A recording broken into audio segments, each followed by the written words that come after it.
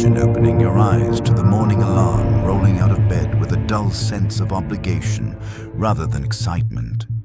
The day begins with a quick shower and a habitual scroll through notifications before you embark on your daily commute. Perhaps you drive through a congested highway or board a train that's crammed with individuals all staring at their devices. Upon arriving at your workplace, you find the environment superficially benign. There is no overt hostility among co-workers, and your boss isn't the demonic figure of corporate horror stories. In fact, by most standards, you might say you've landed a decent position. The salary pays your bills, the office has acceptable policies, and the people around you present themselves as reasonably pleasant or at the very least tolerable. Yet none of this alleviates the quiet dread that sneaks up on you. By lunchtime, you feel an intangible heaviness in your chest, a muffled anxiety that warns you something is amiss. This gnawing apprehension is not explosive or dramatic. It's more like a persistent ache that surfaces whenever you pause long enough to reflect. It manifests in the way you check the clock more frequently than you assess your progress, and in how your mind wanders toward what it might be like to do anything else. Even if you can't pinpoint the exact source of your discontent, there's an unspoken truth that begins to haunt you. I can't stand my job, and I don't understand why. You might wonder if you lack discipline or motivation, or if you're simply not cut out for the line of work you've chosen or fell into. Family and society repeatedly assure you that a responsible adult perseveres. Complaining is for the ungrateful, and quitting is for the weak. It doesn't help that countless social media posts and self-help gurus trumpet messages about grinding harder and pushing through, reinforcing the belief that if you feel disenchanted, the blame likely falls on your own shoulders. Yet, consider a different perspective. What if the underlying issue isn't you? Western culture venerates the idea of diligence preaching, that consistent effort will ultimately lead to success, stability, and a sense of pride. But many people invest years in workplaces that neither inspire nor challenge them in meaningful ways. They fulfill job requirements competently, sometimes earning promotions or praise, but remain quietly miserable.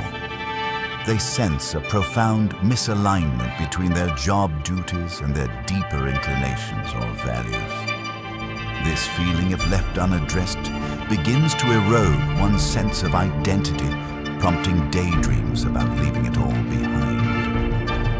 Philosophers and religious thinkers alike have noted for centuries that human beings crave a sense of purpose. Whether described as a divine calling, a life mission, or simply the pursuit of something personally meaningful, we seek to invest our energy in endeavors that resonate with our hearts and minds. When our daily labor conflicts with this inherent need for purpose, the human spirit begins to suffocate. This suffocation often happens under the radar because on the surface, everything might look fine. You're not in dire straits or dealing with overt injustices. But the incongruity between your internal compass and your external tasks chips away at your well-being. Soon, the dread becomes a silent companion, one you might try to suppress with coffee break social media or small talk that never quite addresses the core problem. The quiet dread many experience has echoes in the words of management consultant Peter Drucker, who observed that people are not inherently lazy, but are often driven by impotent or uninspiring goals. Picture someone who entered a particular field because it was lucrative or respectable. They might spend years climbing the ranks, collecting accolades and pay raises, yet each achievement feels oddly hollow, as though they are amassing trophies for a game they never truly wanted to play. When there's no deeper why fueling the what, a disconnect forms within the psyche. This disconnection is subtle, often disguised by a veneer of productivity or corporate professionalism. Yet gradually, the individual realizes they are devoting 40 hours a week, sometimes more, to objectives that hold little personal meaning. Perhaps these objectives serve shareholders, management metrics, or some abstract notion of growth, but they don't stir the soul. This creates an existential tension. You're performing tasks that demand your time and energy, but your core self remains underfed, unrecognized, and unexpressed. The result is a slow, inward collapse. Carl Jung, the Swiss psychiatrist, offered terminology to describe this inner schism. He believed each person holds within them a self that represents their authentic essence, an unfiltered, unconditioned blueprint of who they are meant to be. Over the course of socialization, particularly within rigid institutions like certain workplaces, we develop what Jung called the persona. This persona acts as a mask tailored to meet external demands, win approval, or maintain peace.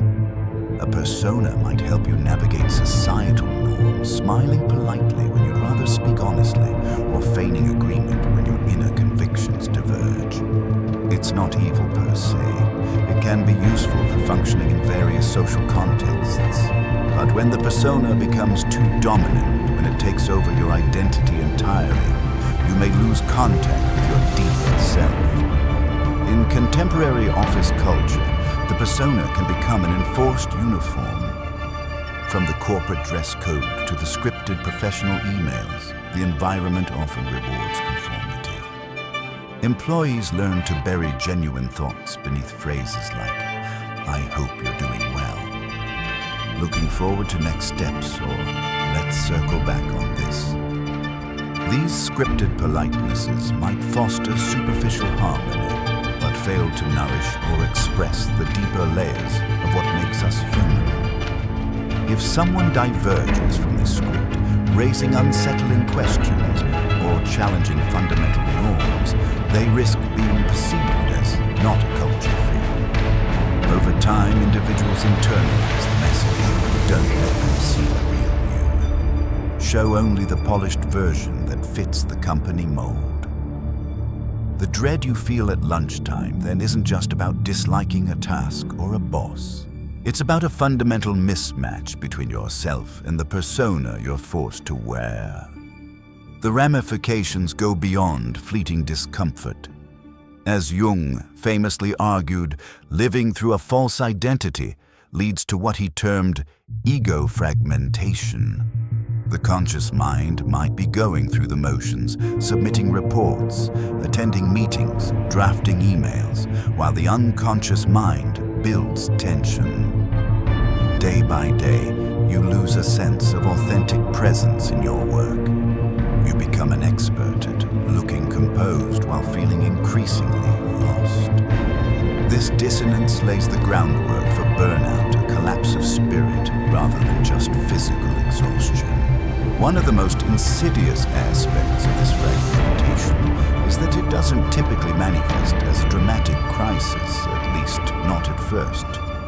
Instead, it emerges as small irritations, pangs of envy toward those who seem truly engaged in their work, and an almost imperceptible tightening of the chest on Sunday evening as Monday looms. You might brush off these feelings, labeling them as minor frustrations that everyone experiences. Or you might say to yourself, "I should be grateful. Plenty of people don't even have a job." This self-talk, though well-intentioned, overlooks the deeper cause you're operating in an environment that stifles genuine expression and misaligns with your inner truth.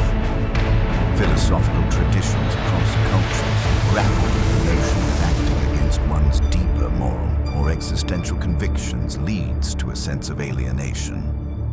In Christian theology, sin is often described not only as moral failing, but as a form of estrangement from God and one's own nature. Similarly, in Buddhism, Persistent dissatisfaction, dukkha, arises when one's actions are out of harmony with the deeper reality of interconnection. Jung, drawing from these spiritual reservoirs as well as psychoanalytic theory, pointed out that modern work structures often demand the sacrifice of authenticity for the sake of efficiency and compliance. Enter the historical dimension, the Industrial Revolution and its aftershocks. Before mass production, people generally had more tangible relationships with their work. A farmer, a blacksmith, or a craftsperson could see the direct impact of their labor. Though life was hardly idyllic, there was an inherent link between effort and result. One planted seeds, nurtured them, and harvested crops, thus experiencing a cycle of growth and fruition. With industrialization, workers were slotted into factories performing repetitive tasks with little visibility over the final product or the company's overarching goals. Frederick Winslow. Taylor's scientific management system took this a step further, reducing the individual to a measurable unit of output. The subtle or overt message: we don't need your heart or your creativity.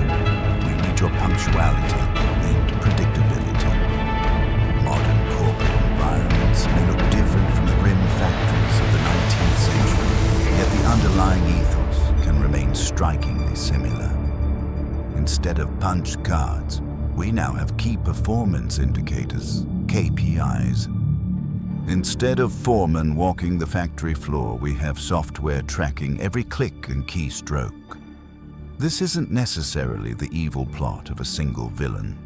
It's a structural design that optimizes for productivity, often ignoring the intrinsic human need for meaning and autonomy.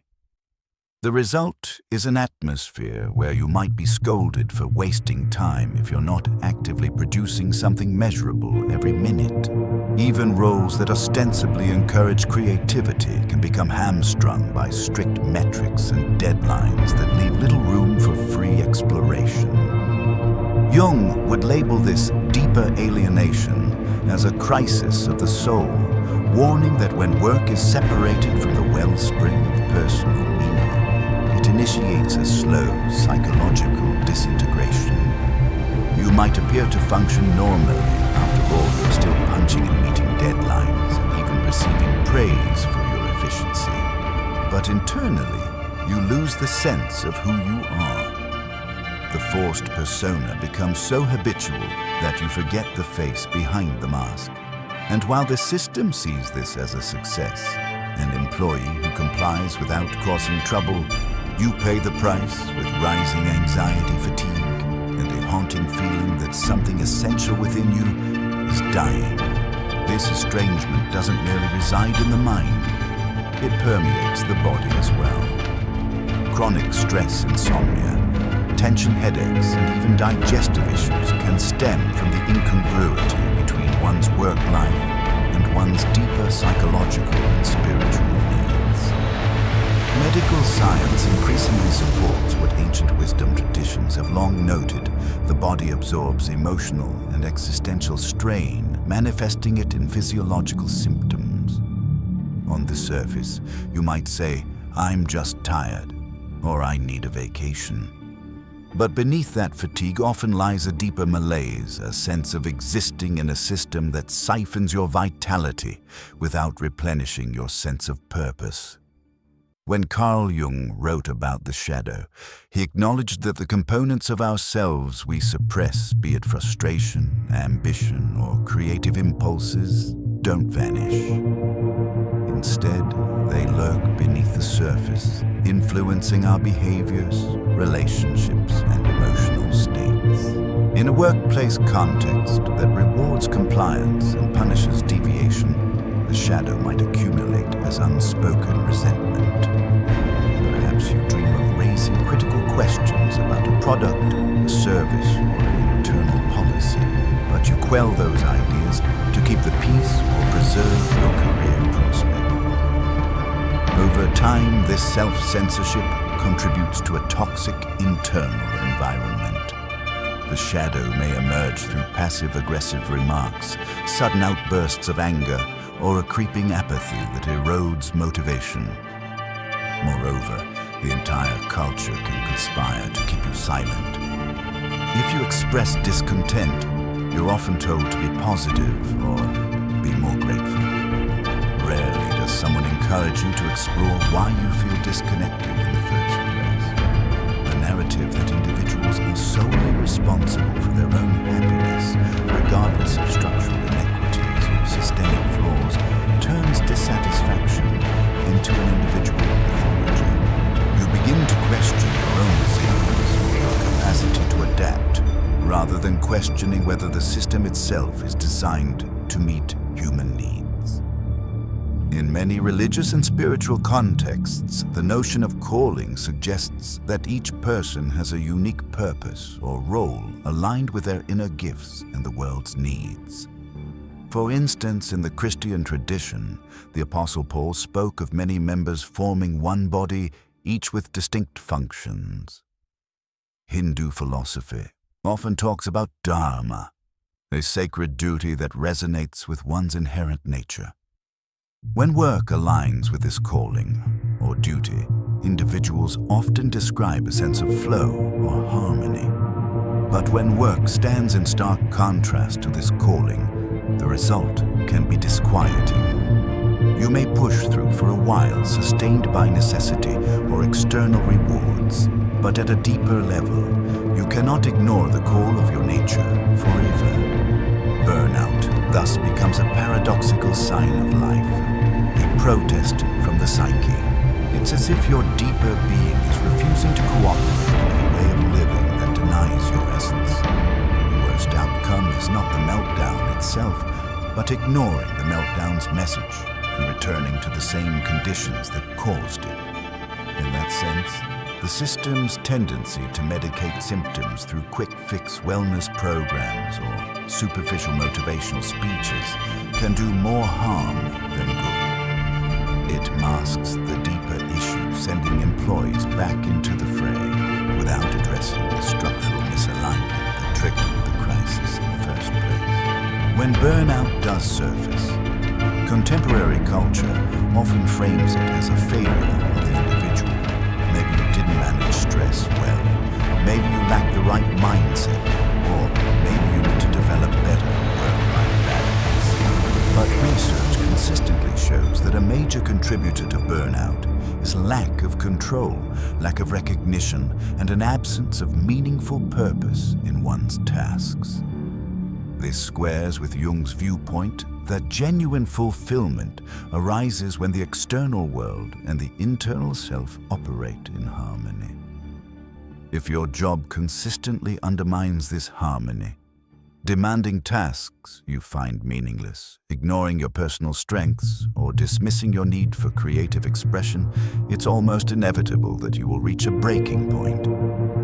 The tragedy is that many people never articulate this deeper dissatisfaction. They might vent privately, perhaps, to a close friend or spouse, but rarely do they address the root cause head-on. Part of the issue is cultural conditioning. From childhood, we are trained to believe that success takes sacrifice and that a certain amount of drudgery is the price of being an adult. If you question this narrative, you risk being labeled lazy or unambitious. Thus, entire organizations and indeed entire societies continue operating under the assumption that grinding through dissatisfaction is both noble and necessary. But what if your discontent is actually a crucial signal? Rather than a sign of personal failing, it might be an alarm bell alerting you that your life is diverging from its authentic path. In religious terms, you might call this the voice of your conscience or the stirrings of the Holy Spirit urging you toward alignment with your deeper purpose. In more secular philosophical language, you might interpret it as your existential call, crying out for coherence between your actions and your values. In either framework, the dissatisfaction is not a malfunction. It's an invitation to introspection and potential redirection. Carl Jung alluded to this when he spoke of individuation, the process of becoming who you truly are. Individuation is not about self-indulgence or ignoring responsibilities. It's about recognizing that you have a psychological and spiritual identity that needs expression. Just as a plant must grow toward the sunlight to flourish, your soul must seek an environment that acknowledges and nurtures its unique contour. This doesn't always mean quitting your job tomorrow, but it may involve redefining it, or at least rediscovering ways to bring more of your authentic self into your role. Here is where the shadow becomes not just a repository of pain, but also a source of potential. The traits and longings we suppress often carry the seeds of what truly moves us, be it creativity, empathy, leadership, or radical insight. Paradoxically, the frustrations you feel at work may be hints about the gifts and passions you haven't yet fully engaged. For instance, if you constantly chafe against rigid processes, maybe you have an innate drive for innovation or a flair for improving systems. If you find your interactions with customers draining, perhaps you're called to a more analytical or behind-the-scenes role that better suits your temperament. The key is to see the tension as a compass, pointing you toward the parts of you that have been overlooked or undervalued. Yet acknowledging these truths isn't easy when the prevailing culture treats numbness as normal. In countless workplaces, the unspoken rule is, don't question the big picture, just do your job. People might share jokes about the grind, but few challenge the grind's necessity. If you hint that you feel spiritually unfulfilled, you risk accusations of being unrealistic. After all, you're compensated for your labor. What more is there to discuss? This outlook ignores the depth of the human psyche. From a religious standpoint, the soul or spirit is not a luxury. It's the wellspring of our being. In Christianity, for instance, Scripture speaks of gaining the world, but losing one's soul. In Islam, there is an emphasis on right livelihood, pursuing one's sustenance in ways that align with divine principles. Eastern religions, too, carry the notion that a person's work should not sever them from their essence. When we treat work as purely transactional, we risk turning ourselves into mere cogs, forgetting that the spiritual dimension, whatever form it takes for us, is a fundamental aspect of being human. Historical shifts haven't helped.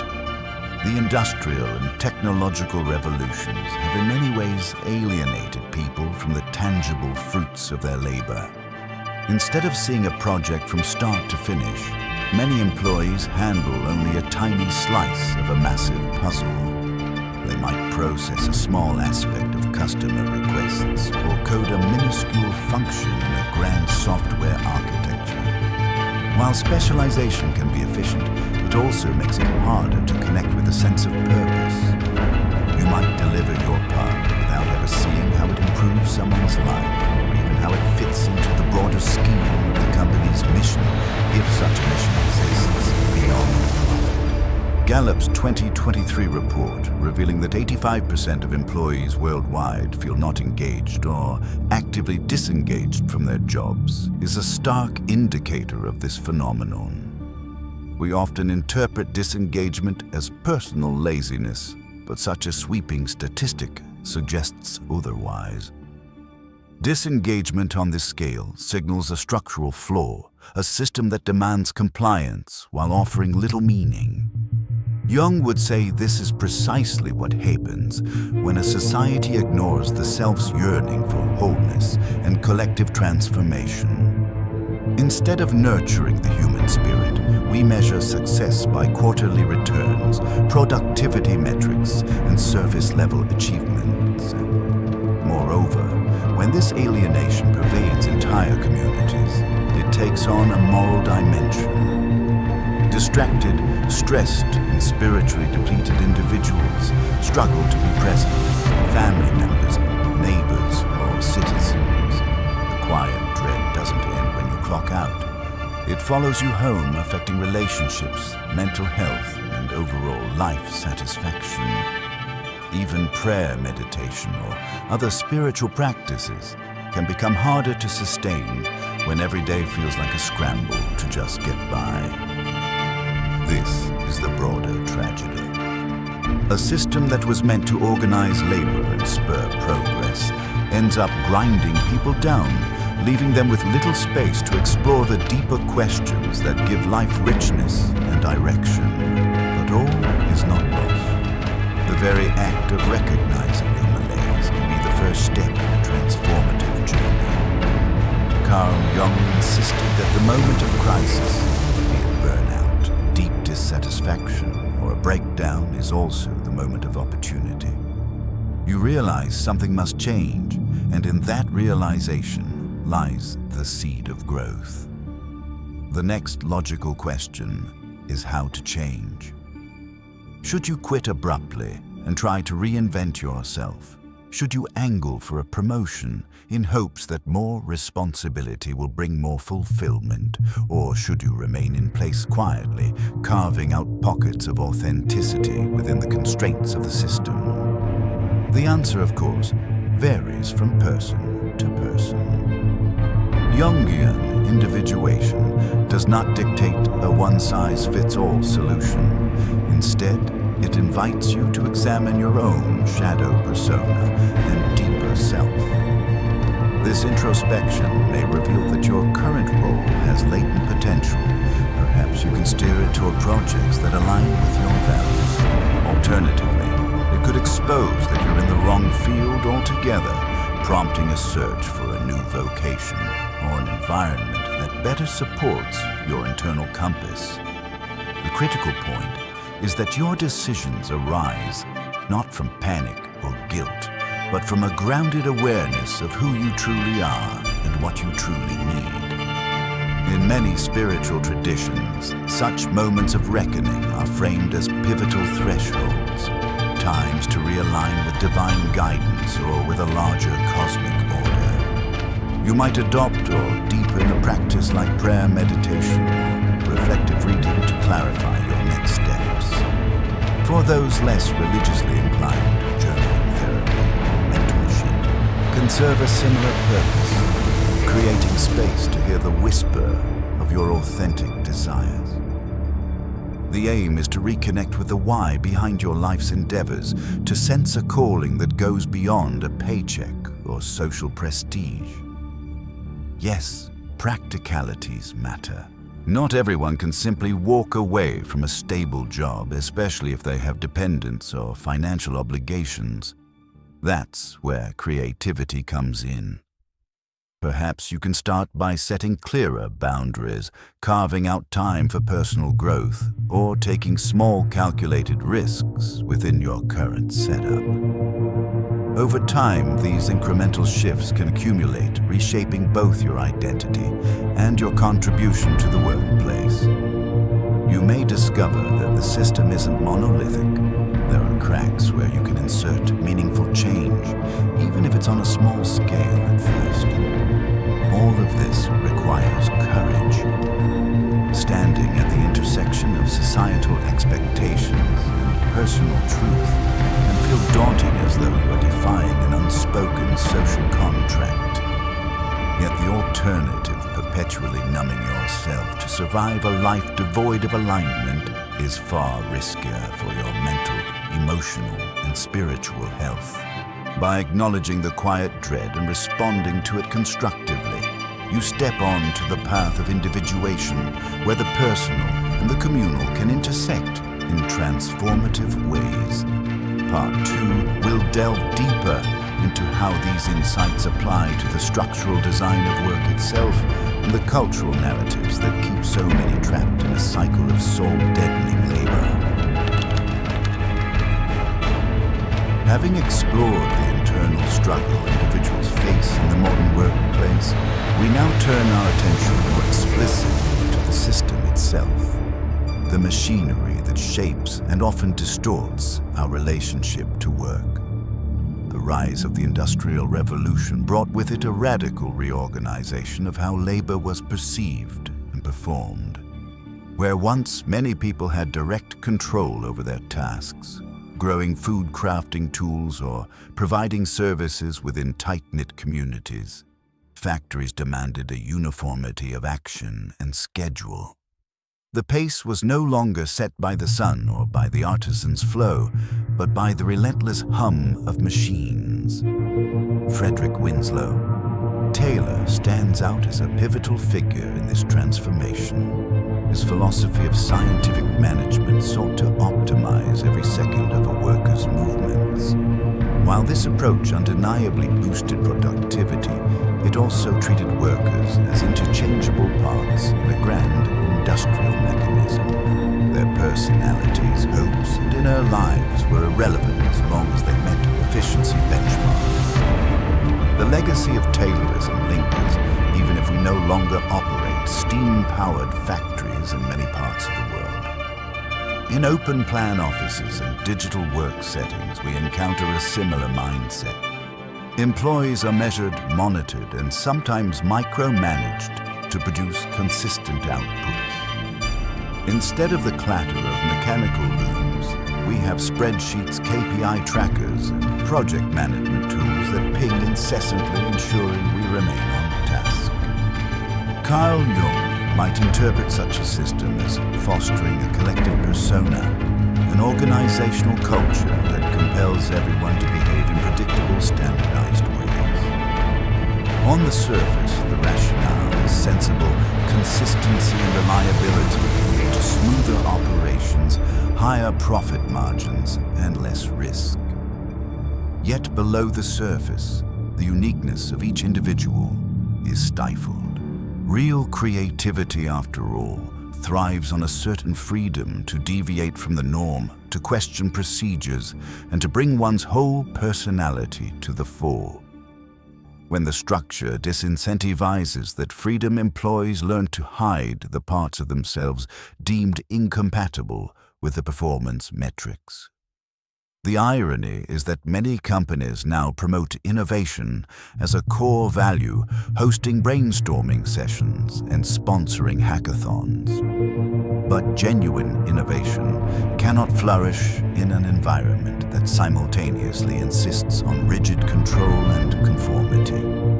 People might generate ideas that fit the company's existing framework, but rarely break truly new ground.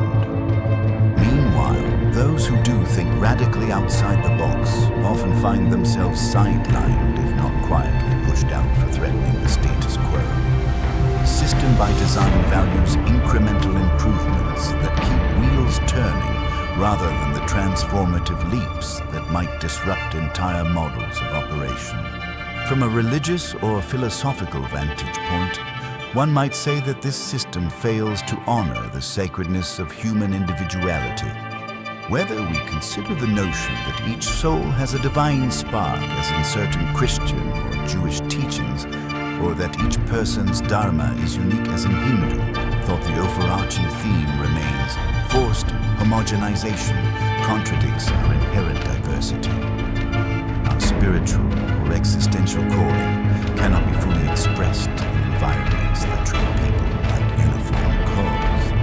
While some corporations tout personal development programs, they often remain superficial, focusing on skill building that aids the company's agenda rather than nurturing employees' deeper sense of purpose.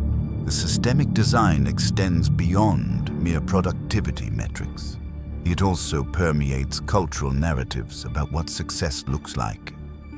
Mainstream society equates success with having a stable income, a respectable job title, and perhaps certain consumer milestones like owning a car or property. This notion of success acts like a silent script. You earn a degree, land a full-time job, climb a hierarchical ladder, and eventually retire with a pension or savings. In principle, this script provides a sense of security and direction, but in practice, it can become an existential trap for those whose authentic aspirations lie outside its boundaries. As we've discussed, many people achieve these these outward symbols of success only to find themselves profoundly dissatisfied. They might have a comfortable lifestyle, yet their daily tasks hold no deeper resonance. This dissonance can spark self-blame. I must be spoiled or ungrateful because popular culture rarely entertains the possibility that the script itself might be flawed.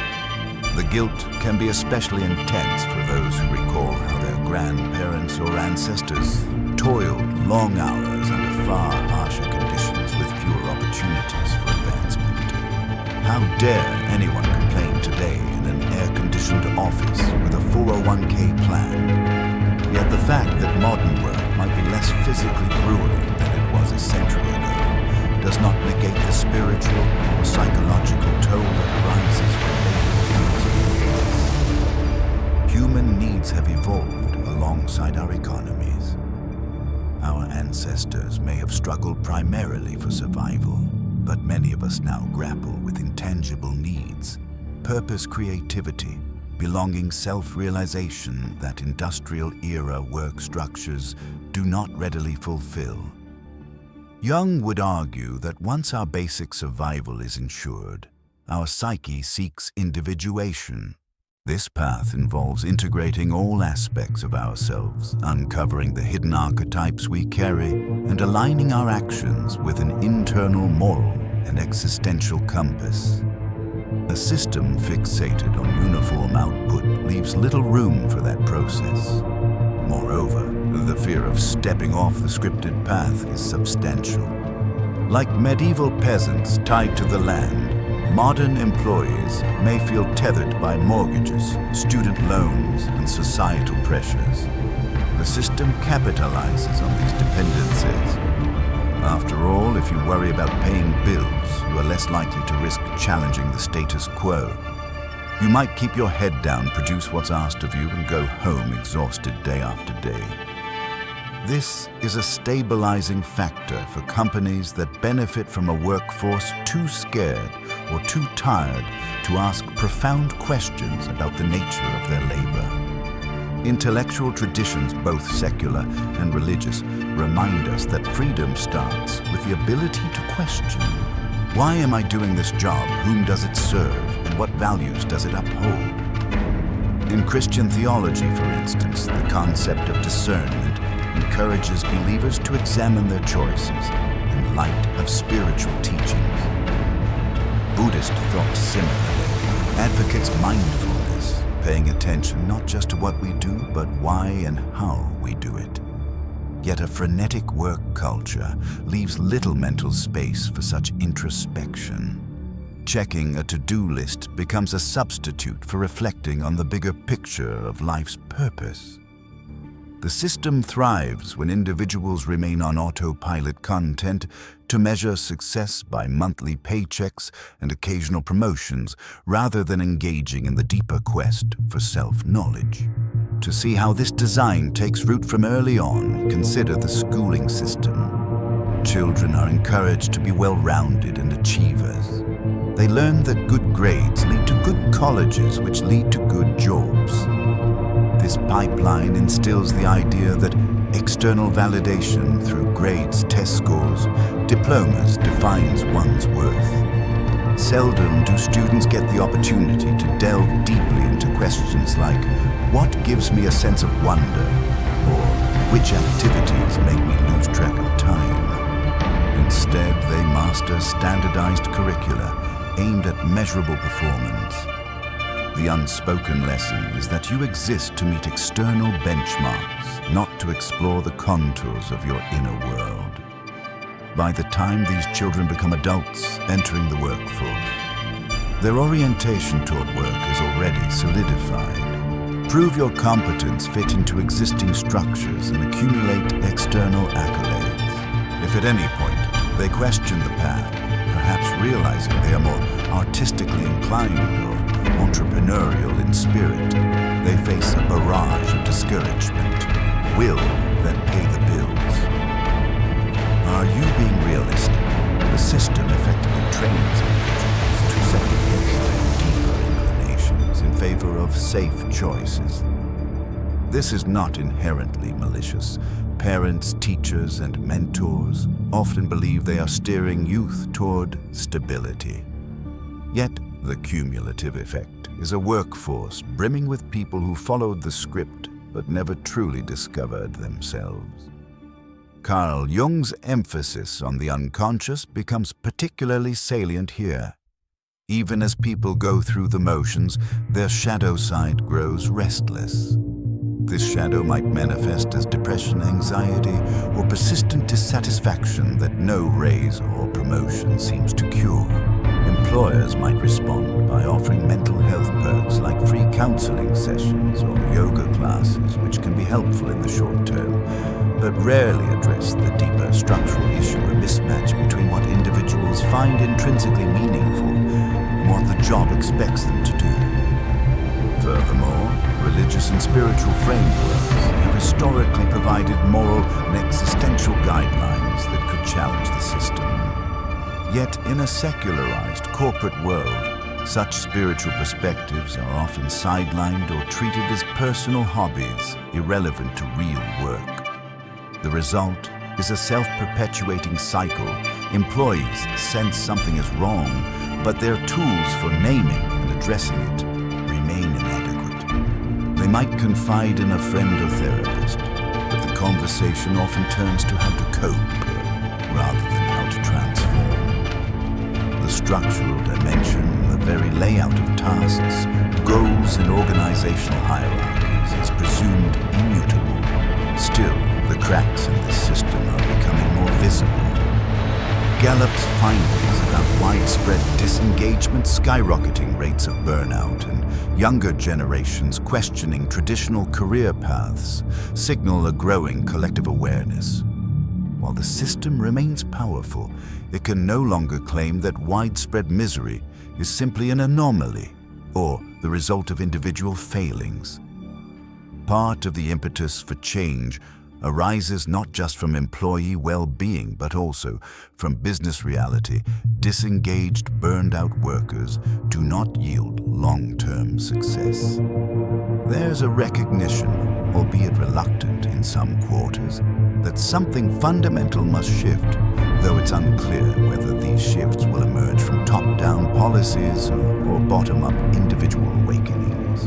A closer look at organizational culture reveals a central paradox. Companies champion employee engagement and authenticity while setting up systems of micromanagement, rigid evaluations that discourage genuine self-expression. An employee is told, "We want your best ideas," but any idea that challenges entrenched processes is met with resistance or outright dismissal. Feedback mechanisms might exist, but they often channel suggestions into bureaucratic black holes, rarely resulting in substantial changes. This fosters a sense of futility if I speak up if no one is truly listening. The concept of culture fit also plays a major role. In theory, a good culture fit suggests harmonious collaboration. In practice, it can become code for people who look, think, and act like the current leadership. Divergent viewpoints risk being labeled as poor fits, stifling diversity of thought and perpetuating a monoculture. Carl Jung would see this as another layer of persona enforcement, where organizations uphold a collective persona that values conformity. Employees learn quickly that to advance, they must shape themselves in the image of what leadership deems acceptable. This uniformity extends to unspoken expectations around emotional states. Expressions of stress, fatigue, or sadness are often viewed as unprofessional. The workplace becomes a stage requiring a perpetual performance of positivity and resilience. Over time, this performance exacts a psychological toll as employees suppress any vulnerability. Spiritual traditions warn of the dangers of living a divided self, yet corporate environments frequently normalize such divisions. On Monday morning, you put on your can-do persona, regardless of how you actually feel, perpetuating the cycle of fragmentation we discussed in part 1.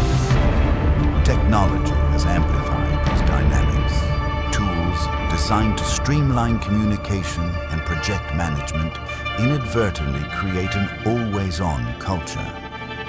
Emails and instant messages pour in at all hours, and employees may feel judged if they do not respond promptly, even during personal time. The boundary between work and rest blurs. While flexible scheduling can be beneficial, it can also mean there's no real off switch. Constant connectivity fuels what some have termed the burnout generation, as individuals remain in a perpetual state of semi-work till never fully able to disconnect and recharge. Jung might interpret this as a societal-level neurosis where the collective conscience refuses to relinquish control, leaving no room for the unconscious processes necessary for creativity, dreaming, and holistic well-being. In parallel, corporate rhetoric about work-life balance can ring hollow when the structural incentives push for maximum availability. Some organizations pride themselves on unlimited vacation policies, yet employees often hesitate to actually take breaks, fearing it might jeopardize their standing or hamper promotion prospects. The incongruence between stated values and lived reality contributes to an atmosphere of cynicism. You might recall colleagues making cynical jokes about company values, suggesting an underlying belief that these values are mere PR and not meant for genuine guidance. This mismatch between official ideals and daily practices intensifies the collective sense of alienation. It's as if the system preaches well-being while systematically undermining the conditions that make well-being possible. From a theological perspective, such alienation can be seen as a form of idolatry, the worship of productivity, efficiency, and profit at the expense of human dignity. The biblical adage, "You cannot serve both God and Mammon," resonates in this context, implying that an overzealous pursuit of wealth or success can erode one's spiritual core.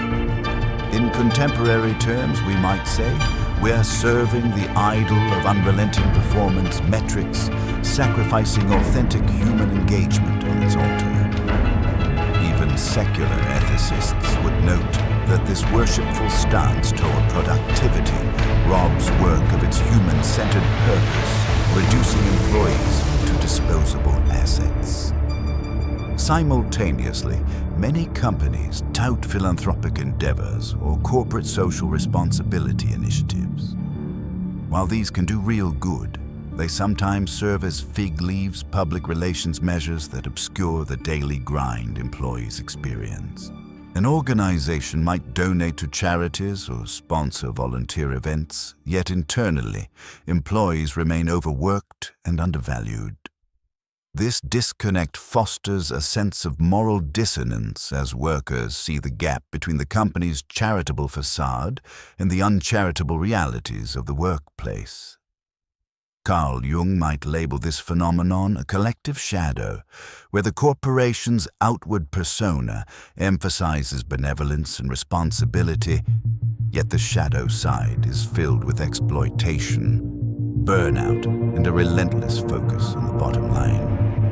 Employees sensing this hypocrisy may become jaded, contributing to a toxic culture where cynicism replaces genuine collegiality. The spiritual or existential cost is that people learn to distrust sincerity.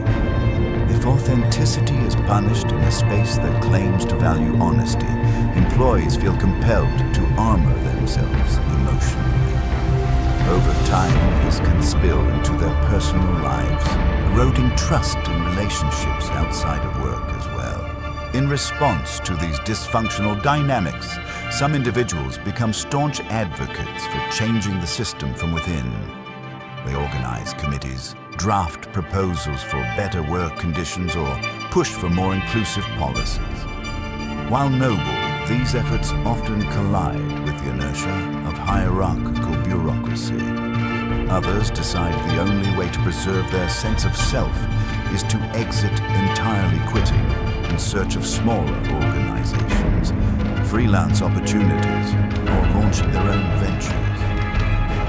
This flight can be liberating, though it doesn't dismantle the systemic issues that remain in place for those who stay.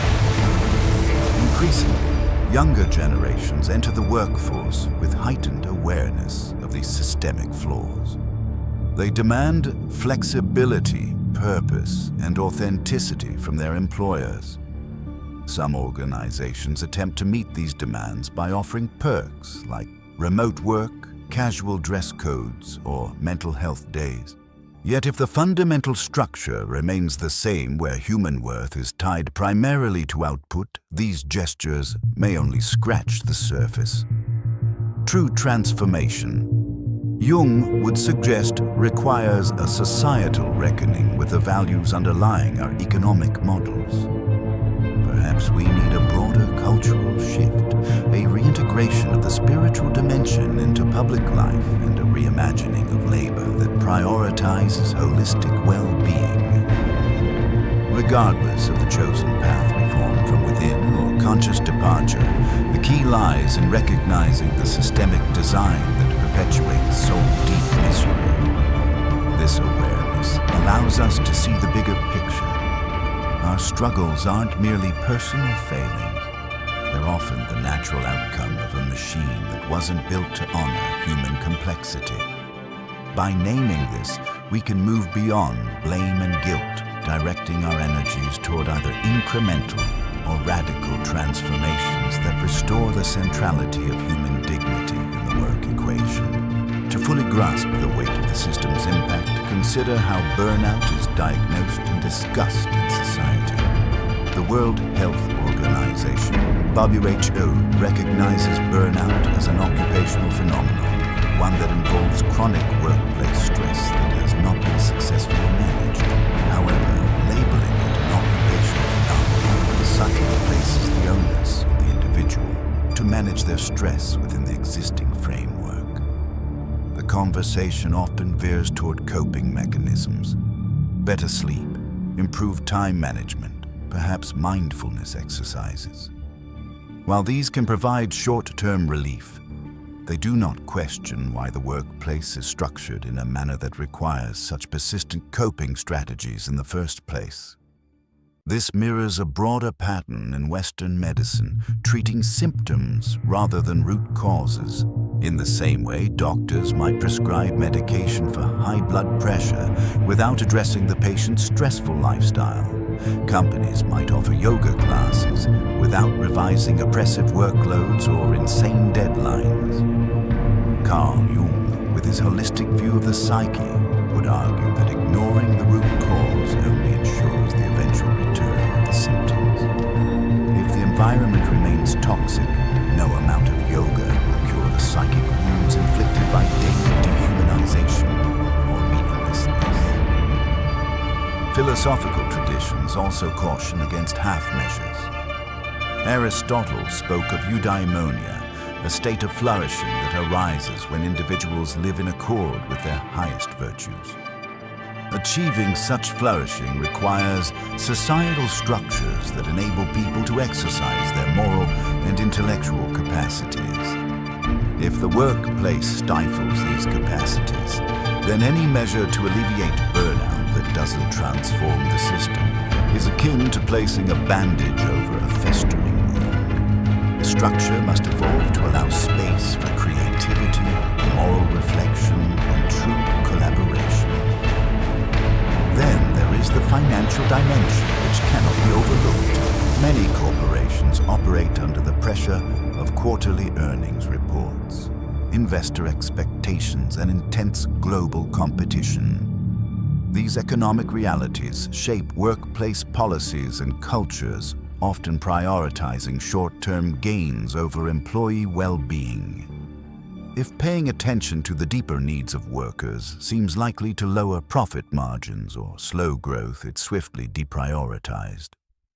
This calculus extends to layoffs during economic downturns, where people, regardless of loyalty or competence, can become expendable line items on a balance sheet. The precariousness this fosters compels compels employees to accept whatever conditions are handed down, reinforcing the cycle of suppressed authenticity and rising burnout. At the same time, religious or spiritual teachings that speak of compassion, community, and stewardship clash with the modern economic imperative.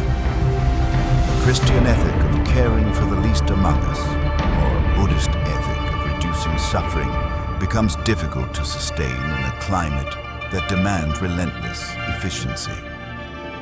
This tension can leave spiritually minded individuals feeling torn between their convictions and their paychecks. Again, the structural nature of the problem looms large. Changing personal attitudes can be beneficial, but if the overarching incentive system remains skewed, personal convictions often bow under economic pressure.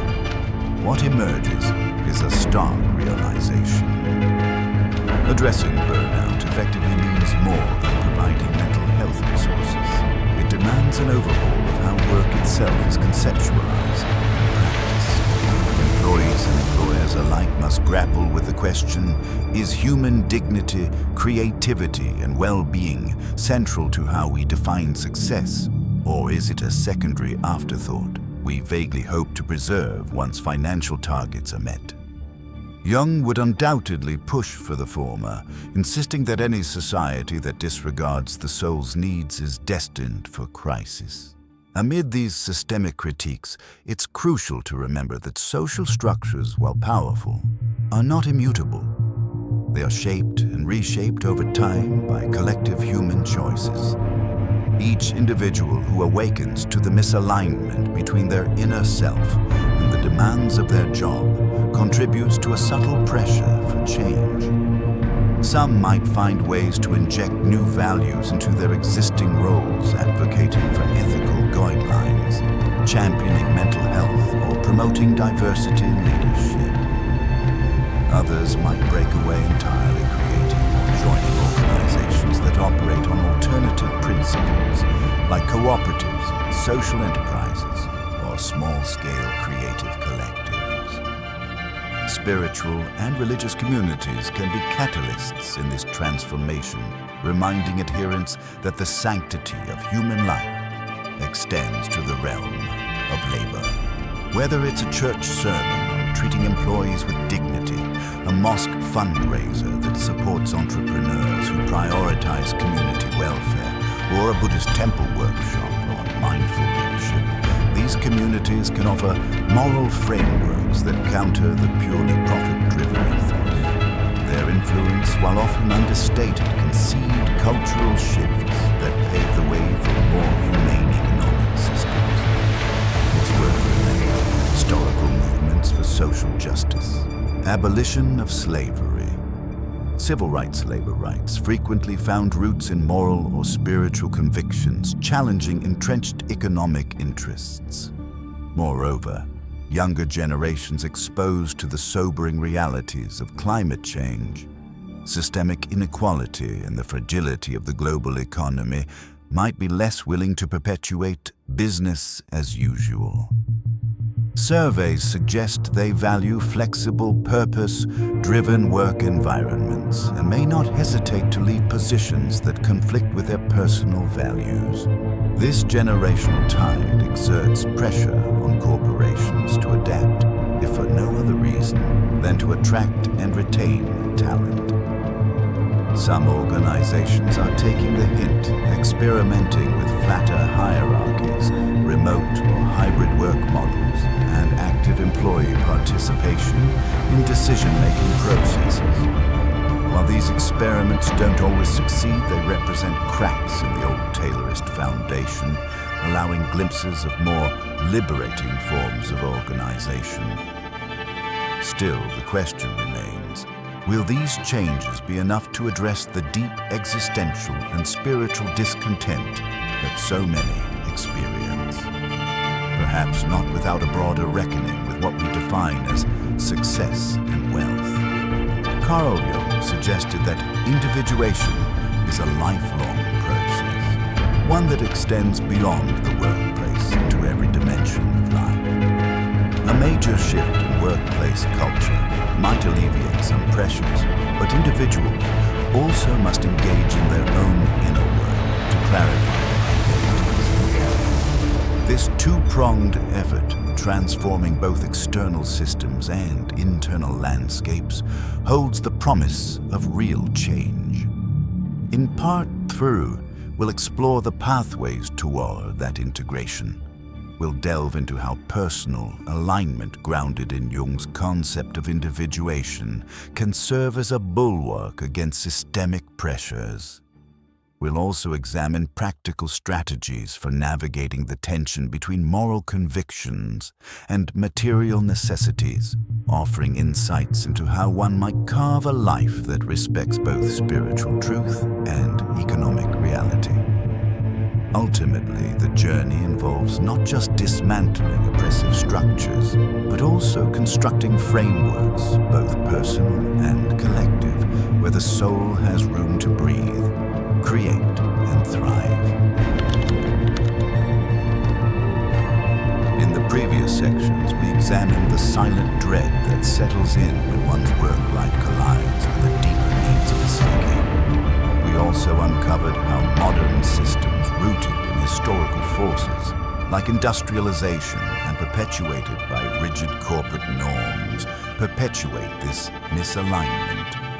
Now we shift toward the antidote: individuation, realignment, and the conscious creation of a life that honors both personal authenticity and communal responsibility.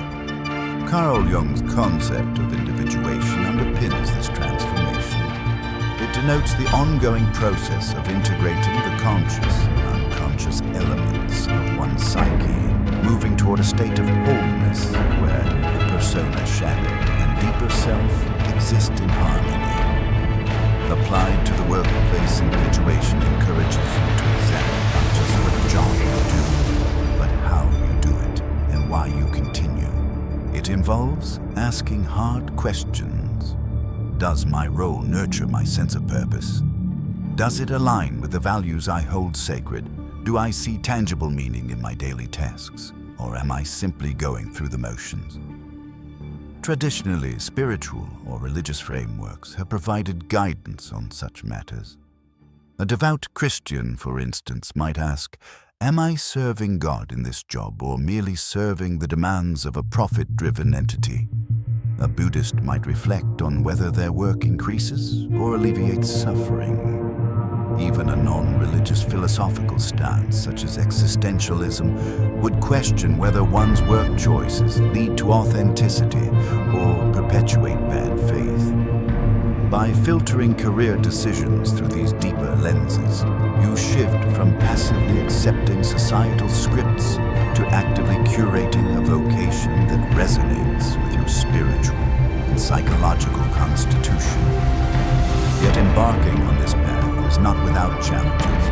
Our economic landscape often penalizes those who deviate from standard career tracks. Stepping away from a safe job can mean financial instability or loss of social status. Even within a job, asserting your need for creative control or ethical alignment can make waves. Colleagues might see you as an idealist or a contrarian, and superiors might resist changes that disrupt the established order. This is where courage and strategy converge. Jungian individuation doesn't advocate reckless rebellion. It encourages a thoughtful process of discovery, boundary setting, and transformation that respects both your nature and the realities of your environment. One possible route is job crafting, altering aspects of your current role to better fit your strengths and interests. You might negotiate responsibilities, seek out projects that spark your curiosity, or carve out time for pursuits that enrich your perspective. Another route is gradual transition, a structured plan to shift careers or build an independent venture, allowing you to maintain some stability while exploring new horizons. In either scenario, the core principle is agency. You cease to be a passive participant in the system and become an active shaper of your professional destiny. During this phase, the shadow proves especially instructive. If you find yourself resentful, bored, or prone to procrastination, examine these feelings rather than dismissing them. They could signal that you have untapped desires or talents that the current environment refuses to accommodate. By acknowledging and integrating these aspects of yourself, you gain clarity on what truly matters, fueling the momentum needed to forge a more authentic path. In the next paragraphs, we'll delve deeper into pragmatic strategies and mindsets that facilitate such a shift toward wholeness. An integral step in this individuation journey is reclaiming your why. Many employees operate in a cycle of tasks, deadlines, and short-term objectives, never pausing to consider the broader purpose behind their actions. This might be adequate for meeting corporate goals, but it starves the psyche of a unifying narrative.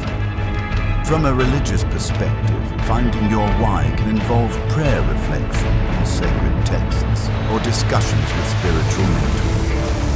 From a secular standpoint, it might entail journaling, introspective retreats, or therapy sessions geared toward excavating core values. The objective is to articulate a personal mission that undergirds your daily efforts. Maybe your why is to foster meaningful connections, champion environmental stewardship, or build empowering tools for communities in need. Such clarity shifts your perspective. Instead of passively absorbing corporate edicts, you gauge each task against your deeper purpose. Does this project advance my core mission, or is it pure busy work? If it's busy work, can you decline it, delegate it, or creatively reshape it? This may not always be feasible, but the exercise of asking is liberating. It reinforces that your life is not a corporate resource, but a unique vessel of potential. In aligning your role with your mission, collaboration can be surprisingly effective. Just as you've been wrestling with existential questions, colleagues may silently share similar frustrations. By finding common ground, perhaps in a small cross-departmental initiative, you create pockets of meaningful change within the larger system. Jungian individuation posits that personal growth influences the collective unconscious. In a more concrete sense, your willingness to advocate for purpose-driven projects can inspire those around you. You become a subtle catalyst, nudging organizational norms toward a richer, more human-centric approach. Still, pushback is inevitable. Supervisors might question the ROI of your ideas, or you might face interpersonal tensions with colleagues who cling to the status quo out of fear. Rather than backing down, see these tensions as invitations to refine your approach. Conflict often brings shadow elements to the surface, both yours and others. For instance, if you become defensive, it might reveal a deeper insecurity about your newfound direction. If your colleague reacts with hostility, it could indicate their own suppressed yearning for change. Recognizing these shadow dynamics provides an opportunity to engage empathetically, turning potential adversaries into eventual allies, or at least neutral parties. In parallel, nourishing your internal life becomes vital. Even fleeting rituals like spending 10 minutes in silent reflection each morning can ground you in your why. Physical exercise, creative hobbies, or community service further integrate your emotional, mental, and spiritual dimensions, preventing work from monopolizing your sense of self-worth. In many spiritual paths, consistent practice forms the backbone of faith and insight. Translate that principle into your daily routine, and you'll find it easier to navigate the turbulence that comes with challenging entrenched systems. Finally, keep in mind that finding your why doesn't require it to match conventional definitions of grandeur. A sense of purpose can be as simple as easing a client's worry or uplifting a colleague's day. The key is authenticity. Your mission should reflect who you are at the deepest level, not who you or others think you ought to be. Once you begin operating from this internal compass, even small tasks can radiate meaning. You no longer chase external accolades as the primary measure of success. Instead, you measure how closely your daily actions align with the principles you hold dear. As you cultivate this alignment, practical considerations loom: finances, career progression, and familial obligations. Striking a balance between your inward journey and outward responsibilities is an ongoing negotiation. Jung was clear that individuation doesn't imply shirking responsibilities or retreating into escapism. Rather, it entails embodying your authentic self in the midst of real-world complexities. If you have children or dependents, a hasty decision to quit your job without a plan could harm them as well as you. Thus, you might opt for incremental changes, restructuring your current role, saving up a financial cushion, or scaling a side business until you reach a point where a more radical step becomes feasible. In some cases, individuals discover they can remain in their existing workplaces provided they redefine their roles. By transparently communicating their interests and strengths to supervisors or human resources, they open pathways to roles better suited to their temperament. For instance, a data analyst who yearns for creative storytelling might request a cross-functional project involving data visualization or communications. True, not all companies will accommodate such shifts, but you won't know until you ask. Even small changes in daily tasks can significantly reduce the cognitive dissonance that fuels burnout. Community support is another essential pillar. This can be found in professional networks, church groups, online forums, or peer mentorship circles. Sharing your journey toward greater authenticity encourages others to share theirs, generating a reinforcing cycle of mutual support. In many religious traditions, fellowship plays a key role in persevering through adversity. Translate that ethos into your work life by seeking like-minded colleagues or mentors who champion a more holistic view of success. This communal dimension helps buffer against the risk of isolation, reminding you that the drive for deeper meaning is not a private eccentricity, but a shared human pursuit. Nevertheless, a turning point may arise when you realize that the existing environment stifles you beyond repair. At that juncture, searching for a new position or launching an entrepreneurial venture becomes a logical next step. This phase can be both exhilarating and terrifying. Practical questions, insurance, retirement funds, references loom large. Yet if the system has consistently demanded the sacrifice of your core identity, staying put exacts a cost that may be too high to bear. Taking the leap, guided by introspection and a well-considered plan, can open the door to unimaginable growth. Stories abound of individuals who, after years and soul-deadening jobs, stepped into new fields or started businesses aligned with their values, only to find themselves more fulfilled, even if the initial financial reward was modest. In making such moves, spiritual or philosophical counsel can be invaluable. Whether through prayer, meditation, or consultations with wise figures, tapping into a broader sense of purpose mitigates anxiety about the unknown. The real security lies not in an unchanging paycheck, but in the resilience and adaptability that flow from living in alignment with one's core. When your livelihood resonates with your inner truth, you're more apt to persevere through challenges, harness creativity and problem solving, and attract opportunities that reflect your genuine spirit. It's this holistic synergy that Jung extolled as the hallmark of individuation, a life where inner convictions and outer actions form a coherent tapestry. An equally important aspect of realignment involves reevaluating how you define success itself. Contemporary culture's metrics, titles, salaries, and public accolades tend to overshadow subtler but more enduring measures of fulfillment. You might ask yourself, if no one were watching, if there was no social media to broadcast my achievements, how would I gauge whether my life is purposeful? Such a question cuts through layers of social conditioning. The answers might revolve around the quality of your relationships, your sense of inner peace, or the positive impact you have on others, none of which necessarily show up in corporate performance reviews. Jung encouraged a broader perspective on life's milestones, framing them as psychological or spiritual passages rather than mere external checkpoints.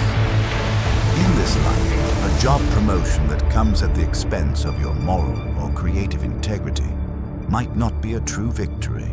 Conversely, turning down a promotion to spend more time nurturing a personal craft or to maintain work-life balance might be a bold step forward in your individuation process. While external observers may question your decision, the key lies in whether it resonates with your inner self. This reframing invites a kinder dialogue with yourself. No longer do you measure your worth solely by how well you meet job demands or how others perceive your ambition. Instead, you ask, am I growing in self-awareness, compassion, and authenticity? That sense of growth transcends any single workplace or role. It continues throughout your life, allowing you to adapt gracefully to changing circumstances. Be it shifting industries, moving across countries, or reevaluating priorities after personal milestones like marriage or parenthood. In religious or spiritual contexts, this perspective aligns with teachings that value inner virtues over worldly triumph. For instance, Christian theology venerates humility, love, and faith as paramount virtues. Similarly, Buddhism prizes right intention and mindfulness, and Islam emphasizes integrity and the pursuit of justice. All these virtues can manifest in the workplace, but only if the individual actively chooses them above purely material or ego-driven goals. By doing so, you enact a subtle form of resistance against the system's inclination to reduce you to a mere productivity unit. It's a resistance rooted not in violence or subversion, but in a steadfast commitment to living out your highest principles. Admittedly, such a stance can be lonely. When co-workers chase promotions and financial gains, you might feel isolated in your focus on depth and wholeness. The reward, however, is the peace that comes from knowing you haven't sold out your essence. Over time, your example can attract kindred spirits, gradually forming a nucleus of authenticity within an otherwise transactional environment. And if that environment proves too resistant to meaningful change, your clear sense of success makes it easier to transition to new opportunities where your values can flourish. Thus, the realignment of success criteria is not merely a mental exercise. It tangibly influences career decisions, workplace relationships, and ultimately the trajectory of your life path. A practical tool for this journey is shadow work, a concept often misunderstood as dealing only with negative traits. In Jung's framework, the shadow includes all traits we disown or hide, both negative like anger or selfishness, and positive like untapped talents or ambitions. In the workplace, certain traits might be suppressed because they don't align with the company culture or your preconceived image of what a good employee looks like. By consciously bringing these aspects into the light, you can reclaim parts of yourself that might rejuvenate your career or point you toward a different path entirely. For instance, if you discover you have a hidden competitive streak that you've been downplaying out of a desire to appear modest, acknowledging it can help you channel that energy productively. Perhaps you excel in roles that require a bit of competition like sales or negotiation rather than purely collaborative tasks. Conversely, if your shadow contains deep empathy, you've hidden for fear of seeming too soft. Embracing it might lead you to a human resources, counseling, or public service role. The process of uncovering these hidden attributes can happen through therapy, journaling, spiritual retreats, or even honest conversations with friends who see you clearly. Each revelation reduces internal conflict and opens up fresh possibilities. Yet shadow work also requires accountability. If you find, for instance, a wellspring of resentment within you, maybe you resent co-workers who seem to climb the corporate ladder with ease. Exploring that resentment can clarify the changes you need. Are you angry because you truly want that promotion, or because you resent the conformity it represents? Are you frustrated at their success, or at your own perceived complacency? Mining your emotions for insights can prevent you from projecting blame onto others. Instead, you take ownership of your feelings, using them to navigate the labyrinth of workplace culture and personal aspiration. Religious traditions might frame shadow work differently, sometimes calling it repentance, confession, or self-examination. The essence remains similar. You examine your heart to find and integrate the parts that have been repressed, seeking wholeness instead of perfection. This holistic approach contrasts with many self-help models that focus primarily on surface-level improvement, like time management hacks or motivational slogans. While those can help with productivity, they often fail to address the deeper psychic and spiritual layers that determine whether work feels life-giving or soul-destroying.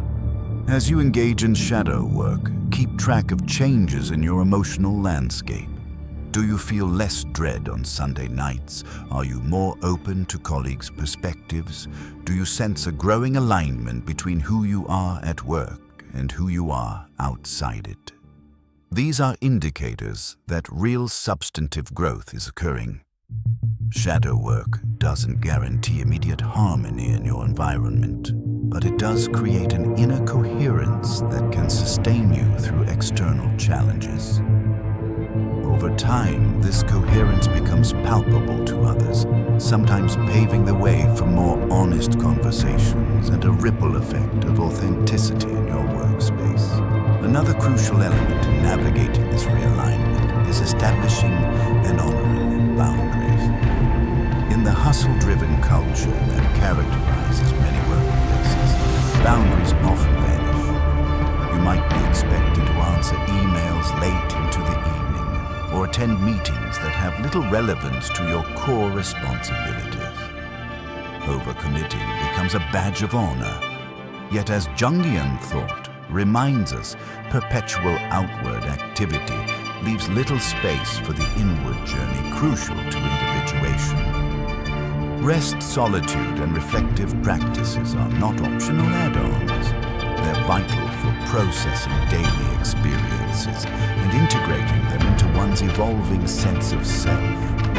Implementing boundaries doesn't have to be antagonistic. A well-communicated policy about your availability, for instance, can minimize misunderstandings and preserve your mental health. If your workplace environment punishes such clarity, that's a red flag revealing deeper systemic issues.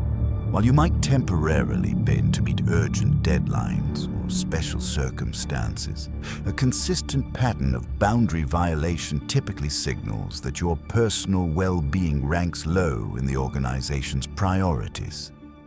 Recognizing this early can help you decide whether to push for cultural reform or to seek a more conducive environment. In religious or spiritual contexts, boundaries can be sanctified as times for worship, meditation, or rest. Think of the Sabbath in Jewish or Christian traditions. These practices underline the belief that humans are not merely production units, but beings with spiritual rhythms requiring reverence. Translated into a secular workplace, the principle remains: you need spaces of disengagement from professional demands to maintain your humanity. Whether it's a digital detox on weekends, a quiet lunch break without electronics, or scheduled vacations that you actually use, each boundary is a small but powerful assertion of your dignity. Moreover, boundaries extend beyond time management. They might involve emotional limits, deciding not to engage in gossip or refusing to sugarcoat unethical practices. When the system expects complicity, maintaining ethical boundaries can feel risky, but it fortifies your integrity. Each time you stand your ground against a request that violates your moral compass, you reinforce the synergy between your outward actions and your inner values. The cost might be friction with colleagues or bosses, yet the reward is self-respect and psychological cohesion. In the best-case scenario, your assertiveness about boundaries can inspire a healthier workplace culture. Co-workers who witness you calmly and confidently uphold your limits might be emboldened to do the same. Over time, collective norms can shift, reducing burnout and fostering an environment where individuals aren't penalized for tending to their mental and emotional needs. But even if the organization remains resistant, you gain clarity on its limitations and on how much longer you're willing to remain within it. Boundaries thus serve as a litmus test, revealing whether the system can accommodate your individuation journey, or whether you must look elsewhere for a setting that supports genuine human flourishing. Bringing all these threads together, we see that individuation in the context of modern work is an intricate dance between self-discovery and systemic reality. You begin by acknowledging the quiet dread, recognizing it not as personal weakness, but as a sign of deeper misalignment. You explore the historical and cultural machinery, industrial legacies, corporate cultures, and societal norms that shape our understanding of labor. You examine how these forces often demand a persona that masks your authentic self. Confronted with this realization, you turn inward, embracing shadow work, clarifying your why, and redefining success. Meanwhile, you take pragmatic steps, crafting your role, setting boundaries, or transitioning out of an oppressive environment toward a life that honors both your personal integrity and economic. Carl Jung insisted that this path is neither simple nor linear. Regressions can happen. You might find a few months of renewed vigor, followed by a slump when new challenges arise or old insecurities resurface. Yet each cycle of growth deepens your resilience, refining your sense of self. Spiritual and philosophical resources, prayer, meditation, community support can anchor you when the external world tries to drag you back into a soul-sapping routine. Over time, you become increasingly adept at discerning which tasks, roles, or environments align with your truth and which do not. This journey reverberates beyond individual fulfillment. As you shed your own illusions and align your work with your essence, you might uplift colleagues who see your example and realize that another way is possible. Organizations, for their part, may adapt if enough individuals demand structural reform. Even societies can shift, albeit gradually, as collective values evolve to champion authenticity and well-being. History shows that labor movements, civil rights advancements, and social reforms often arise from accumulations of personal awakenings that coalesce into collective action. Ultimately, the payoff is more than career satisfaction. It's existential wholeness. When your daily labor reflects your innermost convictions, work transforms from a draining obligation into a vessel for self-expression and communal contribution. You feel engaged rather than trapped alive rather than hollow. And that sense of engagement can enrich every facet of life relationships, creative pursuits, and even physical health. No job or system is perfect, but by aligning with your deepest self, you discover a reservoir of meaning that transcends the grind and the metrics. You embody Jung's vision of individuation, a person who has come home to themselves, unafraid to shine their full light in a world often content with shadows. As you walk this path, remember that it's not a solitary quest.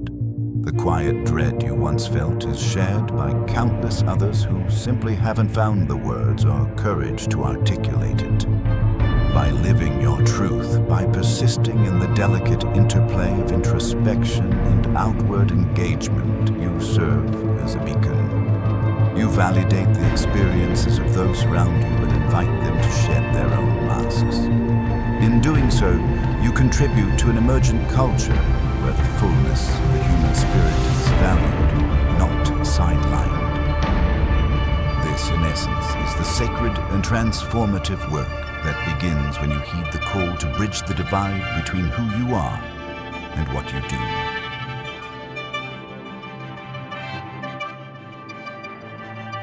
As we've explored throughout this journey, that quiet feeling of dread isn't a problem, it's an invitation.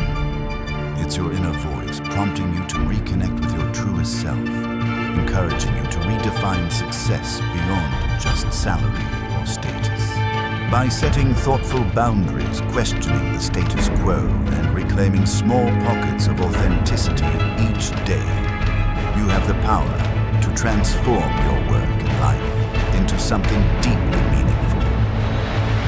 Remember, the journey toward fulfillment doesn't require massive leaps overnight. It's built on small, intentional choices made consistently.